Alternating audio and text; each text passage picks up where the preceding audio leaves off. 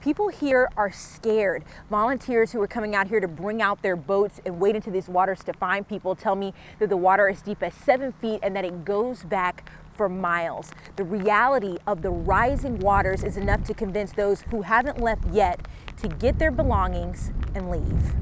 Terrified, Sherry Robertson and her family are packing up what she can to leave her Half Moon home. The water that she's watched flood the streets and homes in her neighborhood is inching up her doorstep. It's already flooded the garage.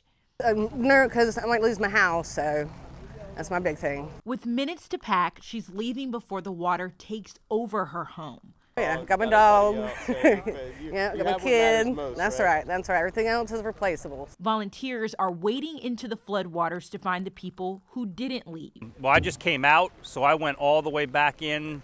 If you could see that house, waded it back and then went up into the neighborhood. Joe from Raleigh spent 2 hours searching, and he's heading to Richland next to keep looking. Because it just is getting worse and worse, so we were hoping it would stop raining, but it's not. Her only hope now is to have a home to go back to.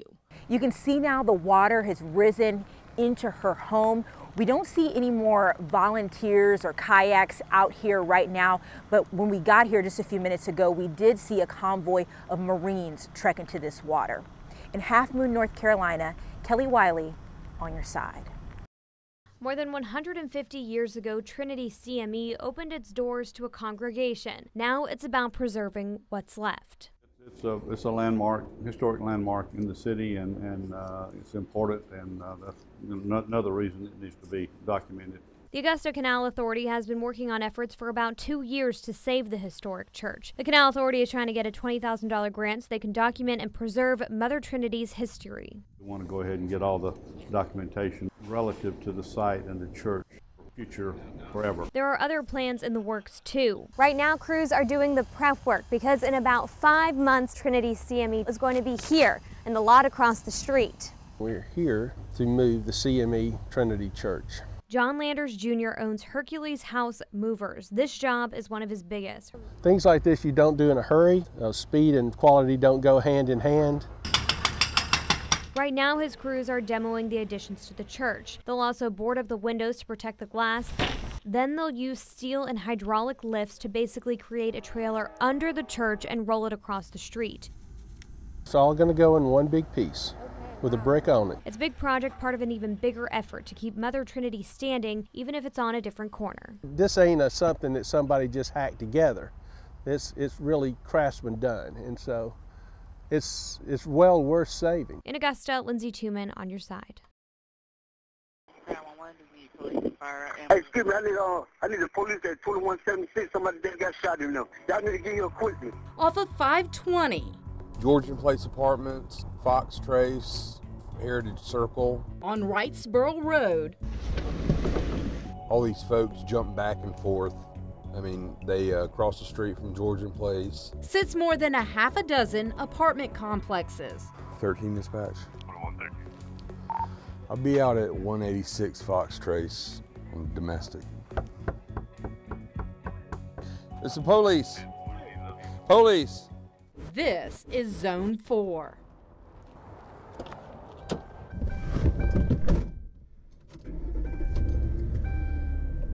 You know, I would say almost half of the calls that we receive or respond to are apartment complexes. Deputy Kurt Watts is assigned to one of the most violent areas in Richmond County. It was still dark out. It's probably like 6:30 in the morning, and a guy came up with a shotgun. He said line up, and he was gonna rob them, but they don't speak any English and didn't know what he was saying, so they just, didn't move. And I guess he got upset, and he shot one guy twice, one in each leg, right there by those dumpsters. Did y'all catch the guy? No. He had a mask, and he was last seen walking away.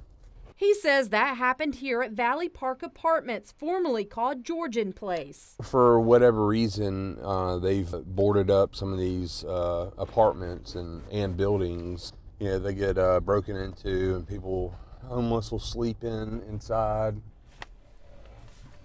It's one of 8 apartment complexes clustered together near Wrightsboro Road. They're continuously having disturbances or causing them. Like this one, which happened while we rode along with Deputy Watts. Hey, what's going on, man? What's up? Y'all arguing, having a fight? No, ain't nobody having no fight in here, sir. Okay, well, I hear you arguing. Yeah, I'm just talking loud, that's all. Okay. Well, what's the problem? Well, because you sounds like you're arguing. You all right, ma'am? Okay. This is Fox Den Apartments. So far this year, the sheriff's office has responded to more than 1,300 calls here, from sexual assaults to home invasions and from theft to domestic violence. Domestic violence calls here have more than doubled since 2011. 911, do you need police, fire, or ambulance? When they put out a domestic call, it can be nothing, and it can be anything or everything. Deputy Watts says often the violence here spills into neighboring apartment complexes. It backs up to Fox Trace, so you get them. We've had calls where somebody will be shooting a gun and they'll be seen jumping over the fence. Nathaniel Quarles works and lives at nearby Heritage Apartments. He wears a gun strapped to his side at all times. So he carries. Yeah, that's why I started carrying since that happened. You did? Yeah. Wow. Ever since that happened, I started open carry. Because I stay out here too. Somebody there got shot in 2176 B Street. Y'all need to get here quickly. A cross behind him marks the place where a young man died in a shooting a few weeks ago. Deputy Watts says the shooting was gang-related. I got to live out here, and then you have to put up with it. So, like I said, I got the police on speed. I call them all the time. Try to clean up. Is it the people that live here, or no. It's people like coming from Fox and Georgia and place. Why are they coming here? They selling drugs. On Your Side dug into the numbers and discovered crime has nearly doubled since 2011 in the 8 apartment complexes in Zone 4. Overall in that zone, assaults and sex assaults have increased by 275%. Weapons and firearms have increased by nearly 30% and drugs by 35%. I need to check on my baby. I'm talking about my baby. I'm at 2018. What's the name of the apartment? Dogwood Terrace. Okay. Outside of Zone 4, domestic violence calls have increased more than 1,000% at M&M Scott Apartments and at Dogwood Terrace. Someone's been out here firing. There is more than a 60% increase in weapons and firearms calls. It's not always about taking somebody to jail. Do you feel like you make a difference? Sometimes. Does it get discouraging coming out here for the same calls over and over again? Sure does. Especially when the sheriff's office is down deputies. There are about 90 vacancies. Out of 8 zones, Zone 4 is short the most deputies, down about a third of its staff. Part of the reason for the shortage, the sheriff's office says, is deputies leaving for higher paying jobs at neighboring agencies. For months, Sheriff Richard Roundtree has been asking Richmond County commissioners for money. He wanted $2.4 million to raise the pay, but he compromised for $1.8 million. I have compassion for these people. I want to help them out. That's what I became a police officer for. Hello? Hello?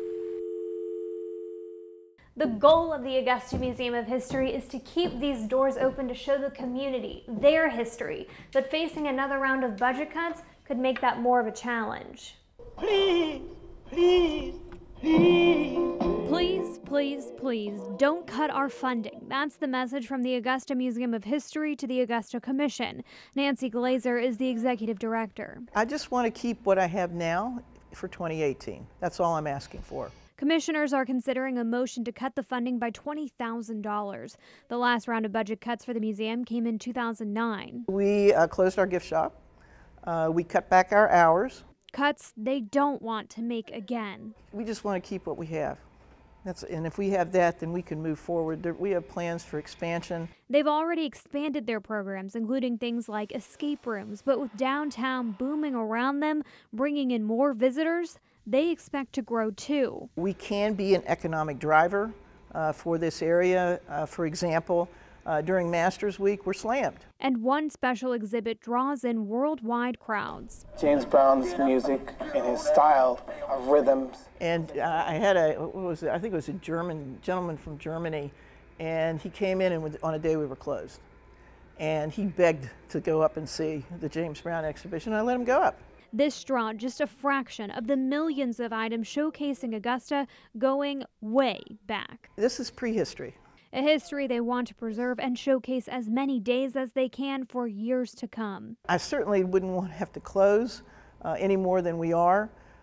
So we would have to look at it again. How am I going to make up that $20,000? So they're asking, please. The museum wants to continue to grow, showing you more cool stuff like this trolley. And they've got plenty of materials to do that, but budget cuts is going to make that difficult. Whatever the city decides, we'll keep you updated. In Augusta, Lindsay Tuman on your side. It was a normal night for Aaron Buck. I drive Uber at night, and I was taking a ride down the road. Driving down Laney Walker Boulevard. I was wondering why so many deputies were parked along the side of the street without their lights going. An Uber customer in the back seat looking just as confused as he was. Look over, and that is an alligator downtown. In the middle of downtown Augusta, this guy hissed, then jumped out of the bushes. I'm a city guy, man. So naturally, the Richmond County Sheriff's Office shows up. Just saying, bro. That thing pops. They called DNR, and DNR doesn't show up. Well, can't show up, but we'll get back to that later. That means getting this slimy, angry suspect behind bars is in their hands. Oh, that is right. Second time's the charm. The suspect is finally in custody 2 hours later, but he makes bond and is released back into the wild. That was pretty intense, especially not being trained on that. That's not part of their job per se. Yeah, not a part of their training, but definitely a part of DNR's. DNR is battling a monster of their own, a game warden shortage. Luckily, this guy is safe and sound. In Augusta, Celia Palermo, on your side.